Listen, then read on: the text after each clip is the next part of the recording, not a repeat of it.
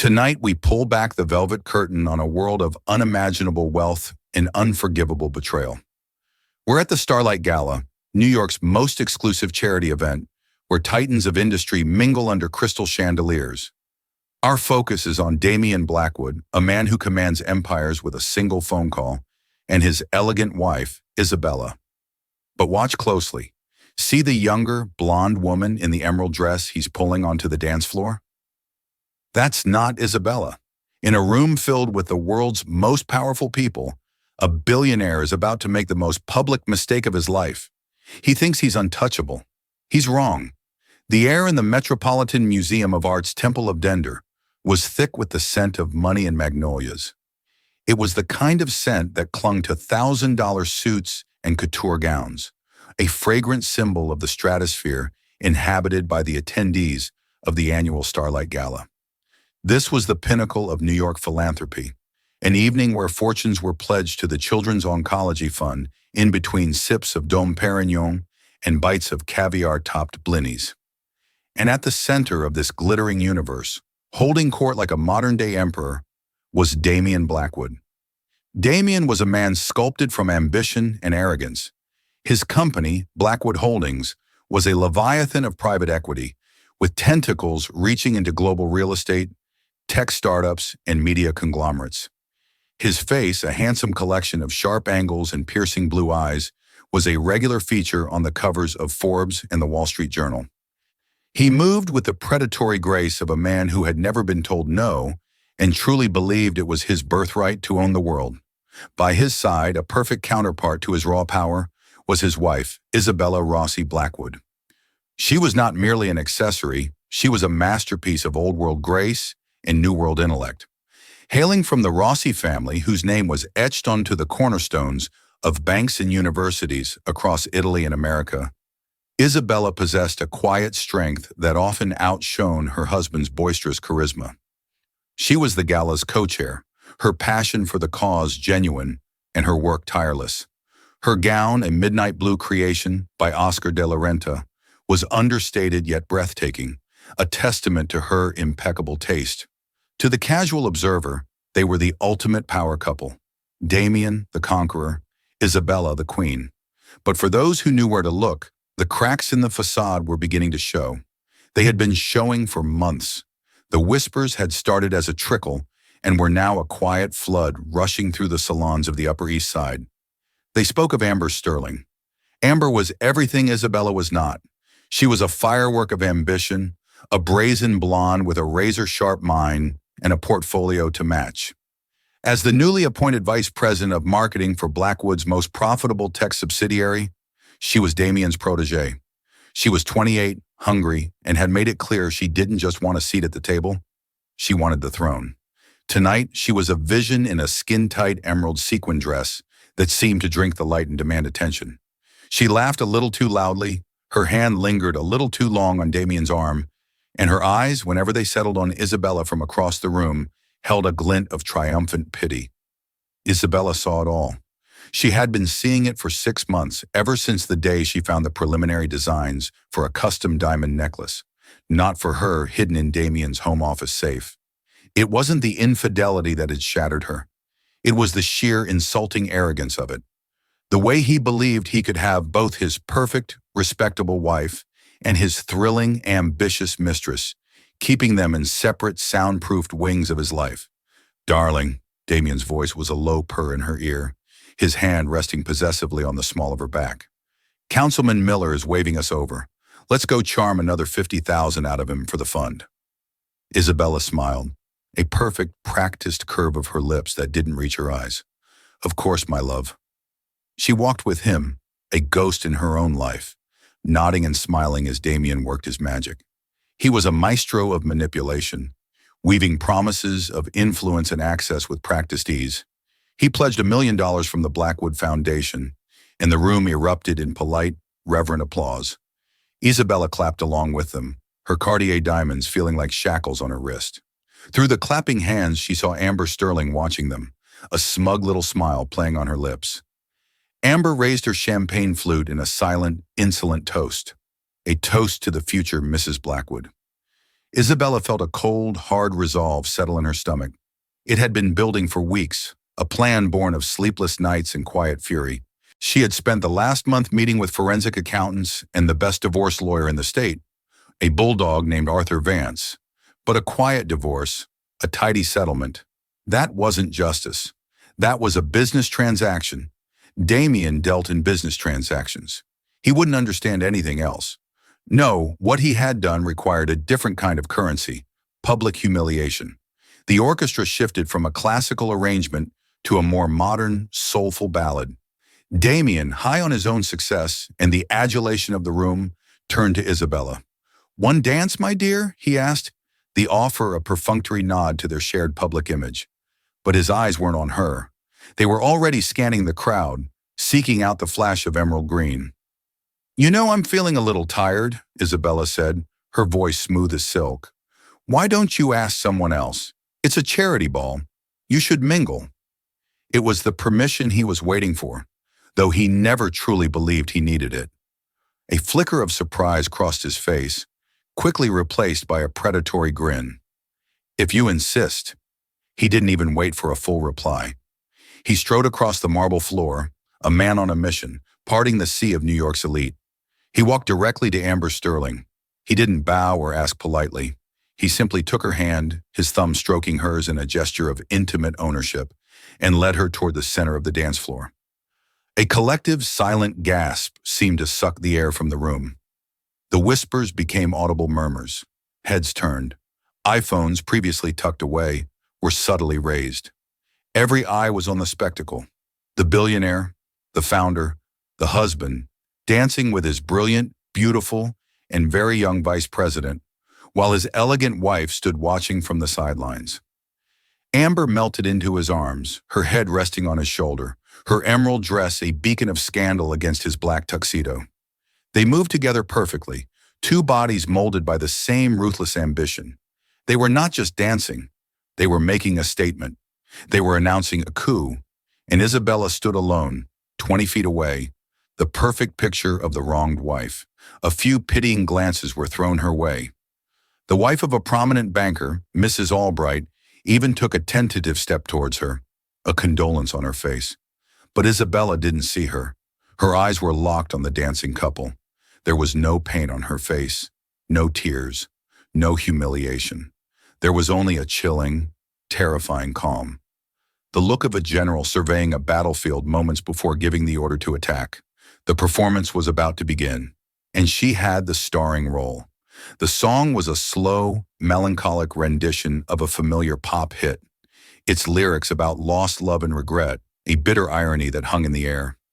As Damien and Amber swayed in the center of the room, they were in their own world, a bubble of mutual adoration and shared power. Damien whispered something in Amber's ear, and she threw her head back and laughed, a bright, carefree sound that echoed Isabella's silent scream. For Isabella, time seemed to slow down. Each turn on the dance floor was a deliberate rotation of a knife in her heart, but it was an old wound, one that had already begun to scar over with something harder and more resilient than flesh. Purpose. Her mind drifted back, not to the good times, but to the moments of chilling clarity. She remembered their 10th anniversary trip to St. Bart's. He had gifted her a stunning sapphire necklace, the heart of the ocean, as the press had cheekily dubbed it. He'd made a beautiful speech at a private dinner about her being his anchor, his North Star. 3 days later, while looking for an aspirin in his travel bag, she found a receipt from a different jeweler in Miami, dated the week before their trip. It was for a pair of emerald earrings, simple, elegant, expensive, an entirely different style from her own. It was a small thing, a loose thread in a grand tapestry, but it was the first time she felt the cold dread of suspicion. She never saw the earrings on anyone, and she buried the memory, telling herself it was a gift for his sister or a corporate partner. An explanation she desperately wanted to believe.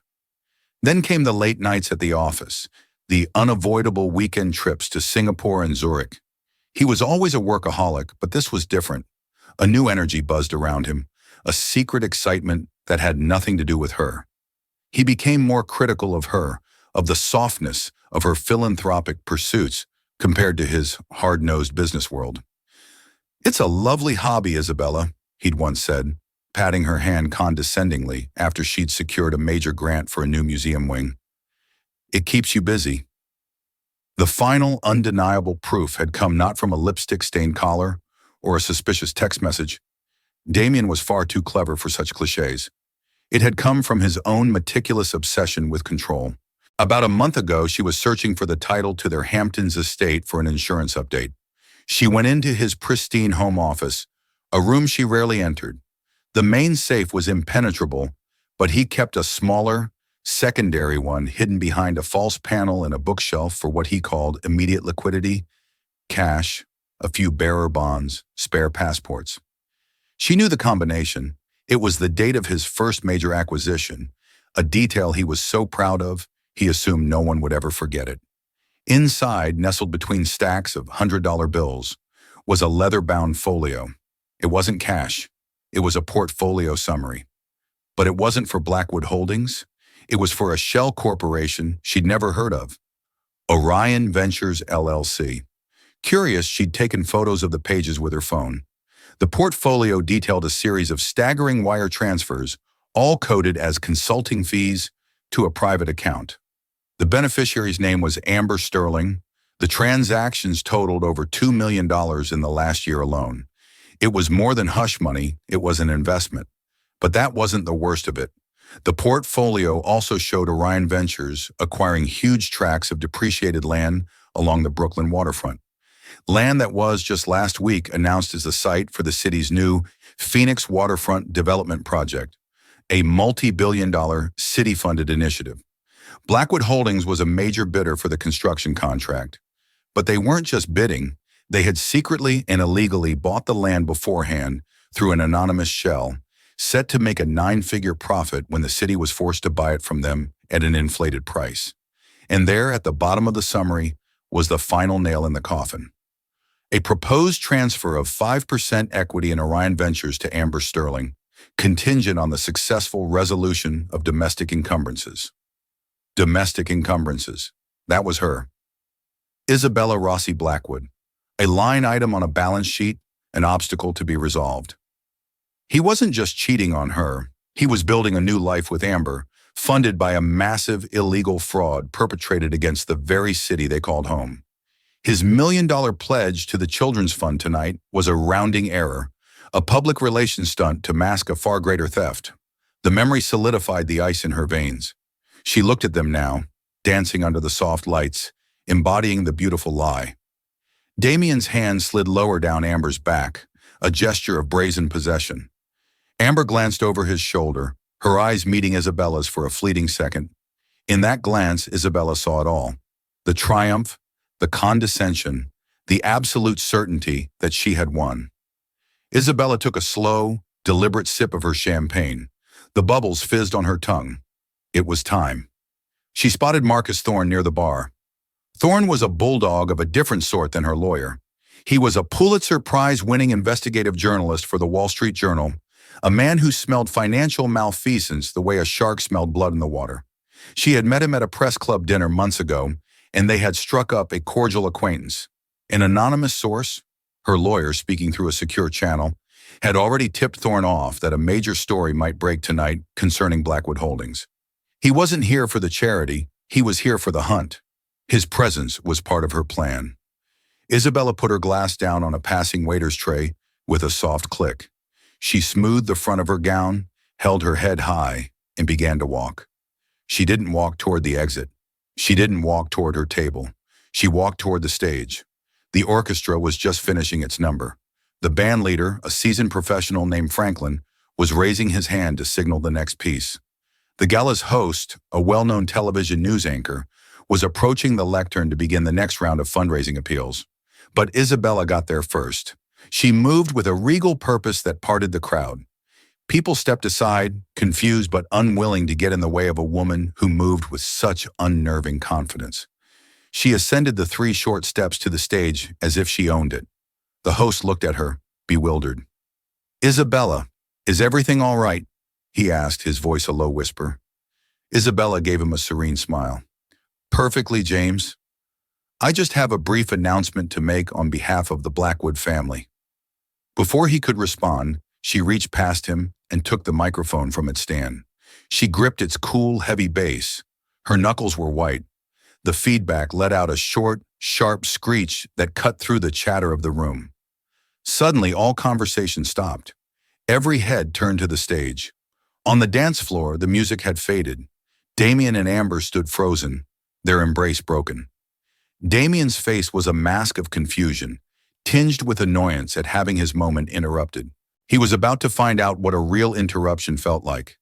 Isabella looked out at the sea of faces, the powerful, the influential, the complicit. She saw the flashes of phone cameras starting to go off, no longer subtle. She saw Marcus Thorne pushing his way to the front, his face alight with predatory focus. She took a deep breath, the silence of 1,000 people pressing in on her. She raised the microphone to her lips. The match was struck. Now it was time to light the fire. "Good evening," Isabella began, her voice as clear and steady as a news anchor's. It resonated through the grand hall, each syllable perfectly enunciated, betraying none of the turmoil that had been her life for the past year.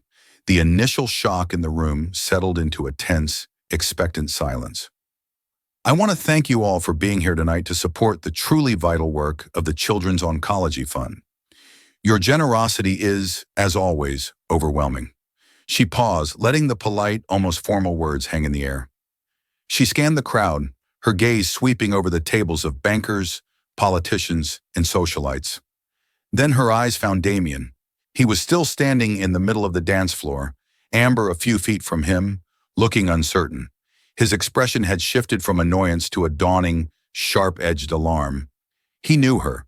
He knew this placid calm was the most dangerous weapon in her arsenal. "My husband, Damien Blackwood, is celebrated for his generosity," Isabella continued, her tone smooth and conversational. "We all heard him pledge $1 million tonight, a grand gesture from a man of grand appetites." A light smattering of applause started, but it died quickly as Isabella's eyes hardened. "And his appetite for a grand gesture is on full display tonight, isn't it?" She gestured with her free hand, not accusatorially, but with the grace of a tour guide pointing out a landmark. Her gesture encompassed the dance floor, where Damien and Amber stood as if trapped in amber. "He brought his work with him this evening. I'm referring, of course, to Ms. Amber Sterling, his vice president of marketing." Amber flinched as if struck. Her face, moments ago flushed with triumph, was now chalk white. The name, spoken so clearly and deliberately, was a branding iron. "They make a lovely couple, don't you think?" Isabella's voice was light, but it carried a razor's edge. A wave of uncomfortable murmurs rippled through the audience. People were shifting in their seats, exchanging frantic, wide-eyed glances.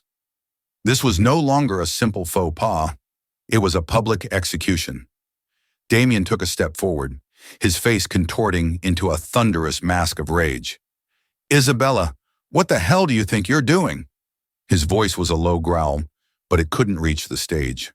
Isabella's eyes remained locked on his. "What am I doing, Damien? I'm simply admiring your dedication. It takes a special kind of man to flaunt his mistress in a dress likely paid for by a corporate expense account in front of his wife, at a charity event she is co-chairing. He's not just a titan of industry, ladies and gentlemen. He's a titan of audacity." The truth, so plainly stated, was a gut punch. The murmurs exploded into audible gasps. The pretense of civility was shattered. The silent, shared secret of the New York elite was now a screaming headline. Amber looked desperately at Damien, as if expecting him to rescue her. But Damien was staring at Isabella, his mind clearly racing, trying to calculate the damage, to find a way to spin this, to shut it down. Security personnel began moving tentatively toward the stage, looking to Damien for a signal. "But you know," Isabella said, her voice dropping slightly, drawing the crowd in closer. "As shocking as that is, it isn't the most shocking thing I've discovered about my husband's business practices." This was the pivot, the kill shot. Damien froze. The blood drained from his face. This was not about the affair. This was about something else, something worse. "See, my husband is a visionary," Isabella said, a chilling smile touching her lips. He doesn't just see the future, he rigs it. He has a passion project, a little side hustle. It's called Orion Ventures LLC. She saw Marcus Thorne's pen scribbling furiously. She saw the city's deputy mayor, who was sitting at the head table, stiffen. Through Orion Ventures, a company conveniently hidden from Blackwood Holdings' public filings, my husband has been a very busy boy. For example, he spent the last 8 months using this shell corporation to acquire worthless, forgotten land along the Brooklyn waterfront. Imagine his surprise when, just last week, the city announced that very land was needed for the new Phoenix waterfront development. What a stroke of luck! Her voice dripped with sarcasm. Blackwood Holdings is, of course, a primary bidder for that development contract. But the real genius is that the city will now have to purchase that land from an anonymous owner, Orion Ventures, at a markup of what my accountants estimate to be around $200 million. Your tax dollars, working hard to make an honest billionaire even richer. The room was utterly silent now, the kind of silence that precedes a cataclysm. This was no longer a domestic dispute. This was an accusation of massive criminal fraud. So when Damien pledges $1 million to sick children, Isabella's voice rose, filled with a righteous fire. Please know that it is merely a public relations write-off, a drop in the bucket of dirty water he is using to defraud the people of this city, the city he claims to love. She lowered the microphone slightly and her gaze found Amber Sterling one last time. Amber was staring at her, no longer with pity, but with sheer terror. She was implicated. She was the beneficiary. And as for Ms. Sterling, Isabella said, her voice dropping to an almost intimate whisper that the microphone carried to every corner of the room. Her loyalty was to be rewarded with more than just expensive jewelry. It was to be a 5% equity stake in this fraudulent enterprise, contingent on the successful resolution of domestic encumbrances. That's me. I am the domestic encumbrance. She looked back at Damien, whose face was a terrifying canvas of pure, unrestrained fury. He was shouting now, his words lost in the cavernous space. Security! Get her off that stage! Turn off her mic! But it was too late. The words were out. The matchstick had been dropped into the gasoline. Isabella raised the microphone for her final words. So no, Damien, I will not be resolved. I will not be a silent partner to your corruption or your infidelity. This marriage is over, and your empire, it's about to be audited. With that, she calmly placed the microphone back on its stand. She turned, gave a brief, polite nod to the stunned host, and walked to the edge of the stage. The spell was broken. Chaos erupted. The moment Isabella placed the microphone in its stand, the dam of stunned silence broke, unleashing a tidal wave of pandemonium. The air, once filled with polite chatter, was now a cacophony of gasps, frantic whispers, and the unmistakable sound of chairs scraping against the marble floor as people scrambled for their phones.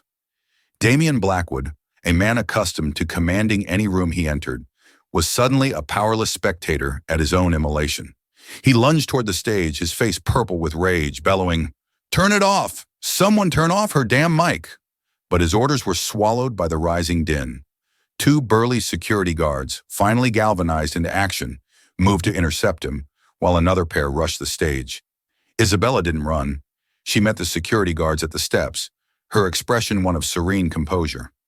"Gentlemen, there's no need for force. I'm leaving," she said, her voice calm and authoritative. They hesitated, clearly uncertain how to handle the wife of the man who signed their paychecks. It was all the time she needed. She descended the stairs with the same regal grace with which she had ascended them, not as a woman being removed, but as a queen abdicating a corrupt throne. The crowd parted for her as if she were Moses and they the Red Sea. Pitying looks had been replaced by expressions of awe, shock, and for some of the wives who knew the sting of infidelity, a grim, vicarious satisfaction. As she walked, she could hear the frantic clicks of phone cameras, capturing her exit for eternity. Her path was a direct line to the main entrance, a walk of liberation. She didn't look back. Meanwhile, the scene she left behind had devolved into a circus.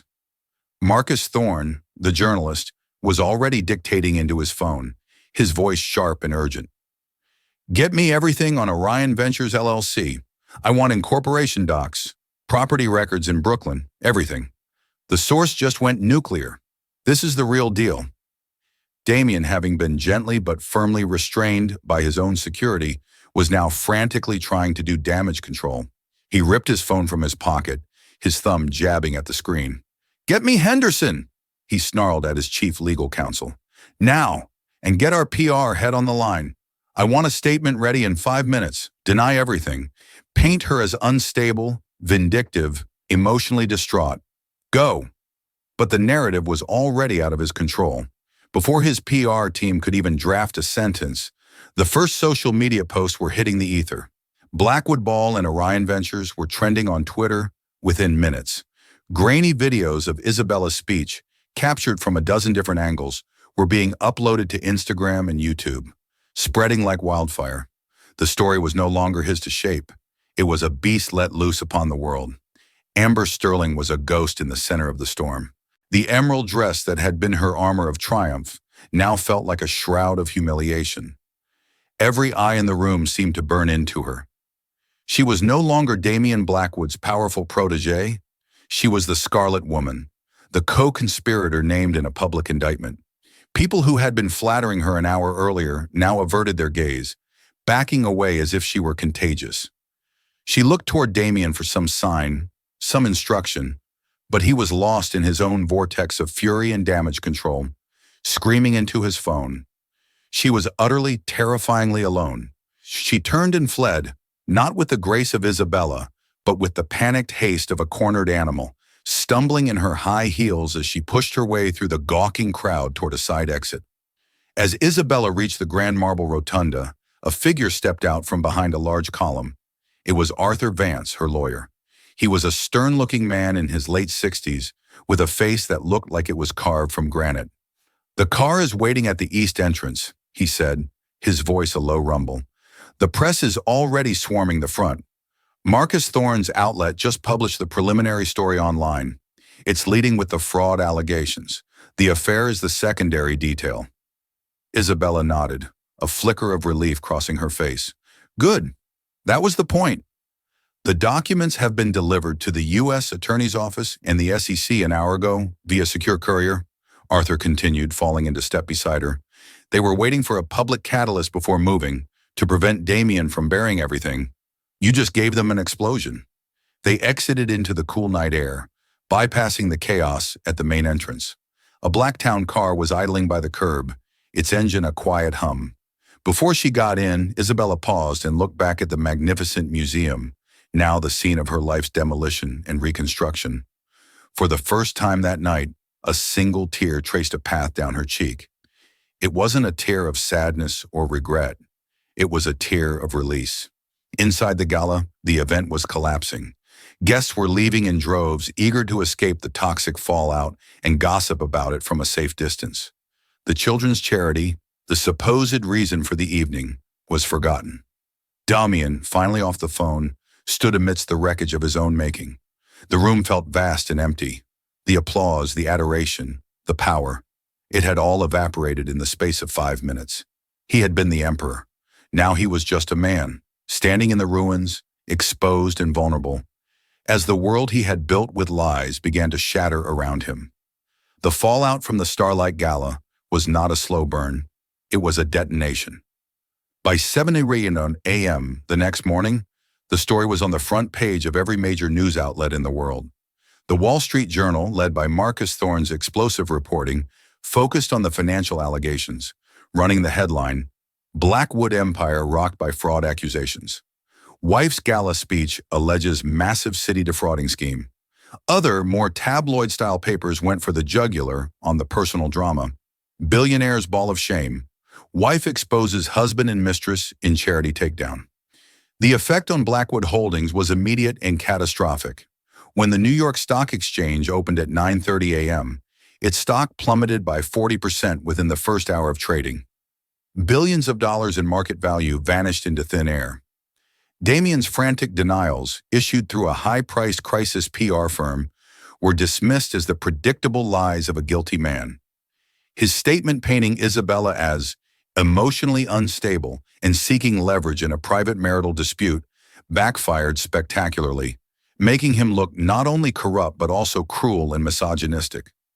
Isabella, in contrast, remained silent, sequestered with her legal team, a silence that amplified her credibility. Within 48 hours, the official machinery of justice, spurred into action by Isabella's public accusations and the documents delivered by her lawyer, began to grind. Subpoenas were issued by both the Securities and Exchange Commission, SEC, and the U.S. Attorney's Office for the Southern District of New York.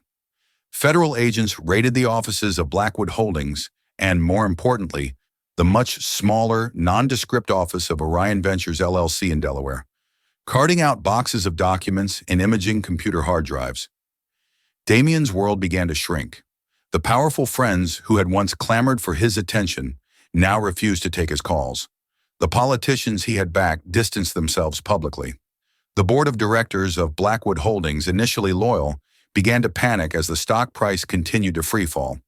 They convened an emergency meeting and, in a unanimous vote, placed Damien on an indefinite leave of absence and stripped him of his role as CEO, installing a temporary replacement to try and stop the bleeding. For Amber Sterling, the fall was even faster and more brutal. She was fired from her position as VP of Marketing via a cold two-sentence email from Human Resources. She was named in the federal subpoenas as a person of interest. Her own assets were frozen, as they were now considered potential proceeds of crime. The media camped outside her luxury apartment building, turning her into a caricature of the home-wrecking corporate climber. The $2 million consulting fees and the promise of 5% equity in Orion Ventures were no longer a golden parachute, but a lead weight dragging her to the bottom. Desperate, she tried to contact Damien, but her calls went straight to voicemail. She had been a co-conspirator in his ascent, and now she was collateral damage in his fall. The investigation moved with relentless speed. The documents Isabella had photographed in the safe were the roadmap. Forensic accountants from the FBI unraveled the complex web of transactions, confirming every one of Isabella's allegations. The land purchases, the shell company, the planned sale to the city. It was a classic brazen case of insider dealing and public fraud. A week after the gala, Marcus Thorne published a follow-up story that detailed the human cost of the Phoenix waterfront scheme. The depreciated land Damien had bought up was not entirely empty. It included several low-income apartment buildings and small, family-owned businesses that were being forced out through aggressive, predatory tactics employed by Orion Ventures representatives. Suddenly, Damien wasn't just a white-collar criminal, he was a villain who preyed on the vulnerable. Isabella watched the unraveling from a secure hotel suite under the protection of a private security team. She was not celebrating. There was a somber weight to her victory. She had loved Damien once, a long time ago, before his ambition had consumed his soul. Tearing him down was not a joyous act, but a necessary one. She cooperated fully with the investigators, providing them with a detailed timeline of her discoveries and turning over the original photographs from her phone. Her public image was transformed overnight. She was no longer just a society wife, she was hailed as a courageous whistleblower. Feminist blogs wrote editorials praising her for refusing to be a silent victim. Financial watchdogs lauded her for exposing a level of corporate corruption that often went unchecked. She had used the public's obsession with a salacious affair as a Trojan horse to deliver a much more important truth about power and greed. 2 months after that fateful night at the Met, the U.S. Attorney held a press conference. Standing before a bank of microphones, he announced a sweeping 22-count indictment against Damien Blackwood, including charges of wire fraud, securities fraud, money laundering, and conspiracy to defraud the United States. A warrant was issued for his arrest. The images that flashed across the news that afternoon were surreal. Damien Blackwood, the man who once graced the cover of Forbes, was shown in handcuffs, being led from his Park Avenue penthouse by FBI agents. His face was pale, his arrogant smirk replaced by a look of dazed disbelief. He had truly believed he was untouchable. He had fundamentally misunderstood the woman he had married, seeing her grace as weakness and her silence as submission. He never realized that beneath the Oscar de la Renta and the quiet dignity, Isabella Rossi Blackwood was forged from something far stronger than steel, a conscience. 6 months later, the New York City winter had settled in, blanketing the city in a cold, clean layer of snow. The world of Damian Blackwood had been irrevocably altered. He was out on a $10 million bail, his passport surrendered, his assets almost entirely frozen by the federal government.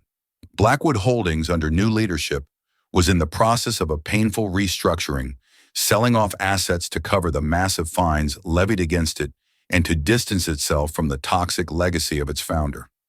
The Phoenix waterfront development project was scrapped, and a new investigation was launched into the city officials who had championed it. Amber Sterling, after a period of public disgrace, had accepted a plea deal. In exchange for her full cooperation and testimony against Damian, she would plead guilty to a lesser charge, avoiding a long prison sentence but ensuring her career in high finance was permanently over. Her name became a cautionary tale whispered in boardrooms and business schools. And Isabella? She was no longer Isabella Rossi Blackwood. She was Isabella Rossi. She had shed the name that had become synonymous with scandal and had reclaimed her own powerful heritage.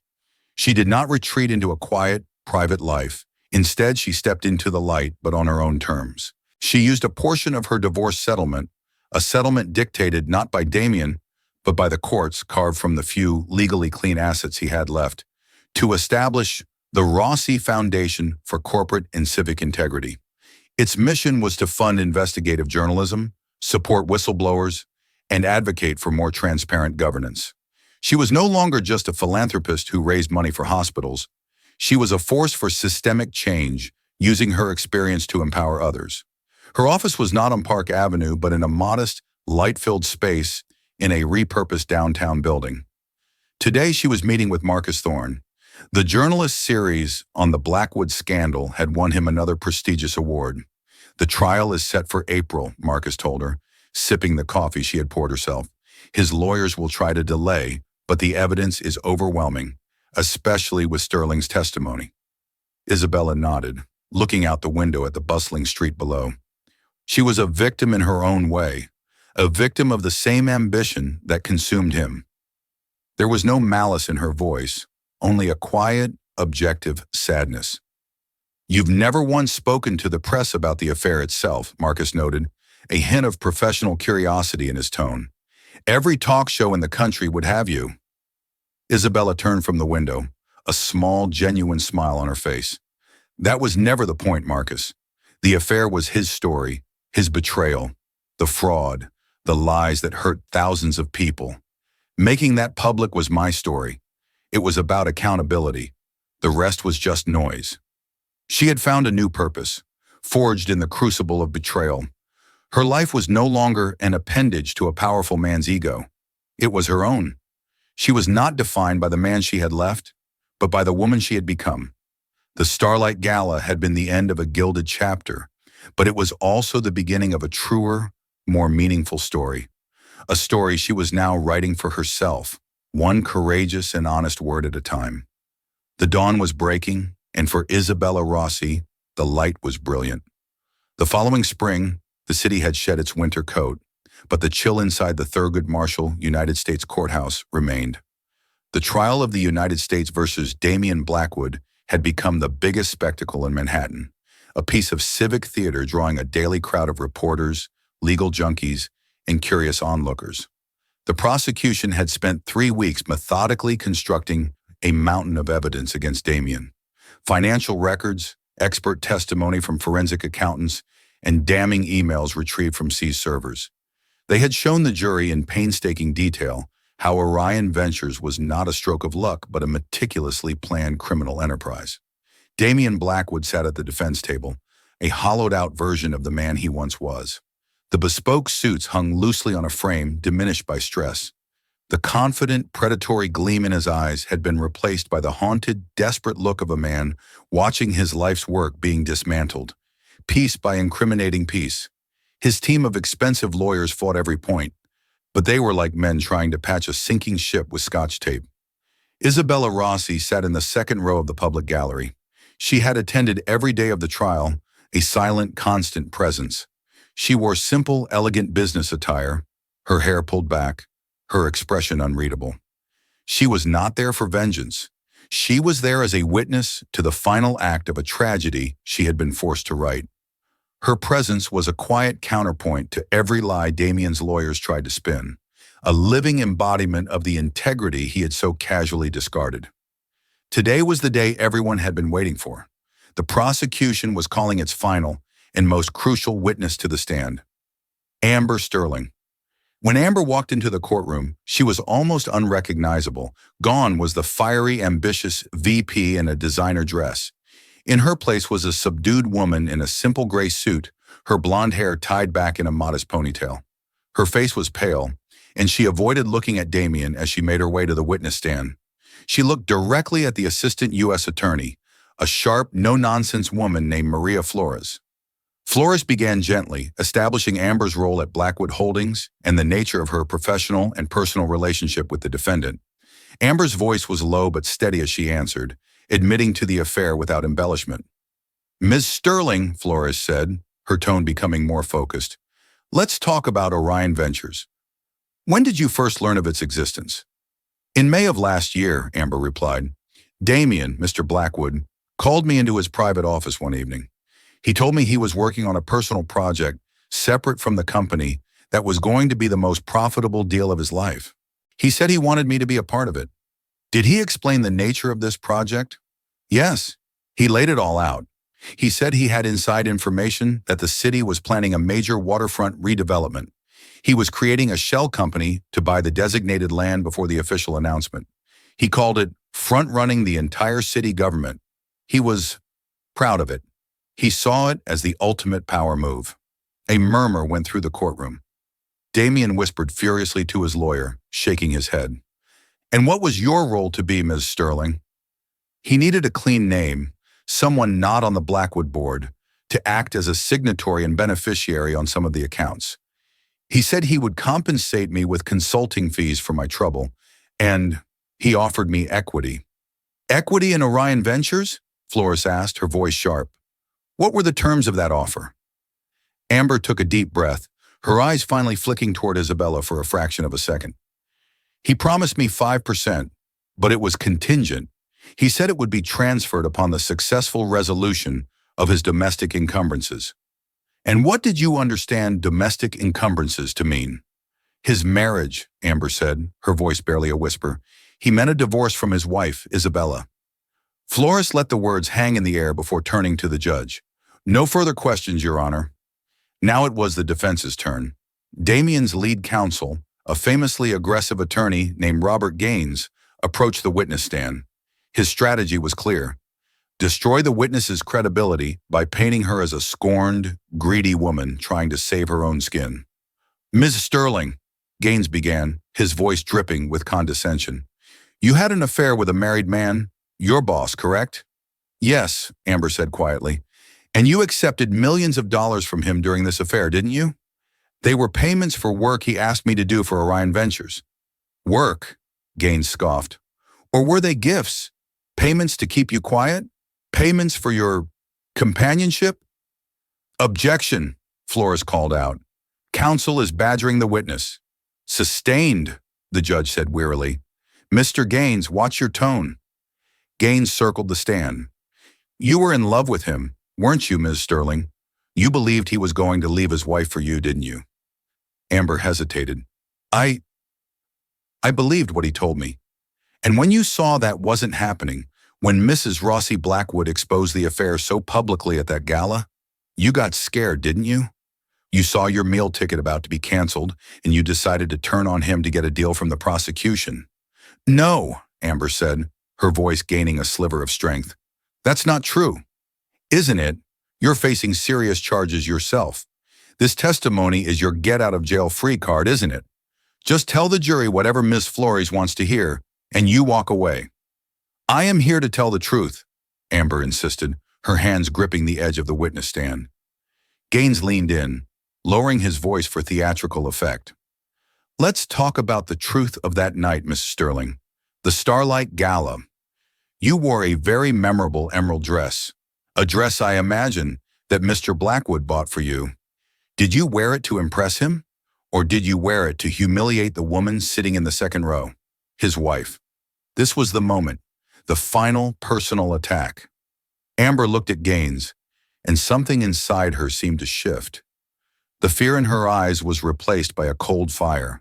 She sat up straighter. Mr. Gaines, yes, he bought me the dress. He bought me many things. He created a fantasy, and I was foolish enough to want to live in it. I made terrible, unethical personal choices, and I will live with the shame of that for the rest of my life.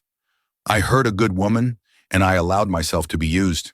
She paused, taking a breath, and then turned her gaze to the jury. But my personal failings do not change the numbers in the ledgers. My affair does not make the wire transfers legal. My foolishness does not erase the conspiracy to defraud this city out of hundreds of millions of dollars. Robert Gaines is asking you to believe that because I slept with Damian Blackwood, I am somehow responsible for his crimes, that my sin of adultery is equal to his felonies. It is not. Her voice was now strong, clear, and resonant. He didn't just manipulate me. He manipulated the market. He manipulated city officials, and he tried to manipulate all of you. The man sitting at that table is a predator, not of women, but of systems. He sees laws, regulations, and people as mere obstacles to his own enrichment.